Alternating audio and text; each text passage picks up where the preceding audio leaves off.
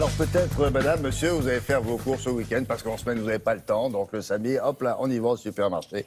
Et vous allez voir, ça a un peu changé. Nous sommes, et Frédéric va vous l'expliquer, à une période charnière entre l'épicerie d'autrefois, l'hypermarché que vous connaissez. Et là, on aboutit à cette troisième période. Il va vous raconter ça par le détail, avec même des images comme à la télé. Exactement, parce qu'on est en train de finir un cycle, le cycle qui avait commencé dans les années 60. Jusqu'aux années 60, on fait les courses alimentaires essentiellement à l'épicerie du coin, donc un petit commerce. Et dans les années 60, arrive la grande distribution, le super et l'hypermarché s'installent en France. Regardez ce qu'on en dit à l'époque, je vous ai laissé les commentaires. On est en Bretagne en 71, et donc ils expliquent qu'est-ce qu'un hypermarché. Regardez.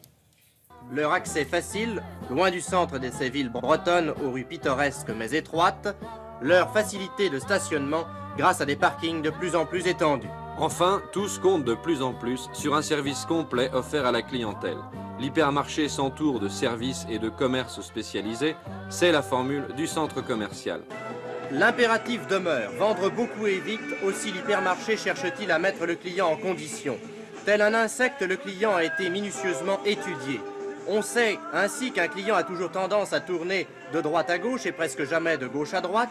On en a tenu compte comme on a tenu compte de la vitesse moyenne d'un client poussant son caddie en calculant la longueur du rayon pour chaque marchandise. Voilà, ça c'est le modèle sur lequel on est encore aujourd'hui, mais qui arrive en fin de course. Depuis quelques années, il y a une baisse du chiffre d'affaires des hypermarchés, moins 3, parfois moins 7% dans certains établissements. Alors les marques, les chaînes de supermarchés essayent de s'adapter, puisque le grand hyper des années 60-70 est en train de stagner, où tous les publics, on essayait de concentrer tous les publics différents dans un même endroit. Eh bien désormais, on s'adapte à chaque public. D'abord, si vous habitez une grande ville, vous connaissez de plus en plus ceci. Vous avez remarqué la multiplication de ces petits supermarchés. Autrefois, on appelait ça des supérettes. Ouais. Et c'était des marques qui n'étaient pas très connues. Mais les grandes marques se sont investies dans ce secteur-là. Vous avez Carrefour, Auchan, Casino qui s'y mettent. Et ils appellent ça les Carrefour City, les Auchan à deux pas, les petits casinos, etc.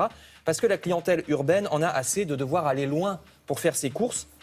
Ils veulent quelque chose en bas de chez eux sans avoir à arpenter non plus les kilomètres de rayonnage des hyper. Mais en même temps, la ménagère ou le ménager veulent des prix presque aussi bas. Et c'est pour ça que les grandes marques, les grandes chaînes d'hypermarchés ont investi ce réseau avec des services aussi très urbains. Dans ces supérettes nouvelles, par exemple, vous avez la livraison à domicile qui de plus en plus souvent est gratuite. Et donc ça, au contraire, des hypermarchés, c'est en croissance, 3% à peu près, ce qui est vraiment pas mal de nos jours. Alors ça, c'est la première réponse de la grande distribution, la première adaptation.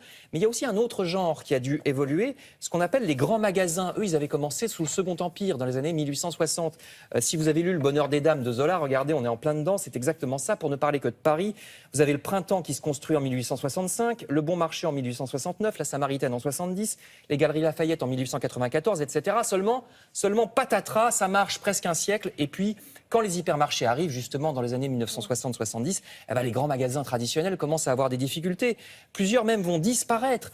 Disparition de la Belle Jardinière, que vous voyez ici, des grands magasins du Louvre, puis aussi il y aura l'affaire de la Samaritaine, qui n'a toujours pas rouvert. Donc ceux qui ont survécu, puisqu'ils ne peuvent pas être moins chers, ils ne seront jamais moins chers que les hypermarchés, eh bien, ces grands magasins survivants essayent de changer de créneau et de se mettre sur le créneau du luxe pour attirer une clientèle plus riche, notamment les riches touristes étrangers, pour leur faire dépenser beaucoup d'argent. Là, vous voyez les Galeries Lafayette, mais il y a aussi le BHV, le bazar de l'Hôtel de Ville, qui essaye de faire ça. Avec d'ailleurs, il faut dire, des riverains qui parfois se plaignent un peu parce que ces boutiques de luxe remplacent des commerces qui étaient un petit peu plus abordables. En plus, ces boutiques restent un petit peu vides parce que c'est pas du tout la même clientèle. Là, c'est pas un petit peu. Hein. Oui, c'est-à-dire que là, il n'y a pas un chat où là, vous avez fait la photo le dimanche. Là, c'était avant l'inauguration. Non, mais c'est pas la même chose parce qu'on table sur 2 ou 3 riches clients plutôt que 500 dans la journée. Bien sûr. Donc voilà les évolutions. C'est-à-dire les grands magasins vont vers le luxe et puis les hypermarchés vers le petit. D'accord.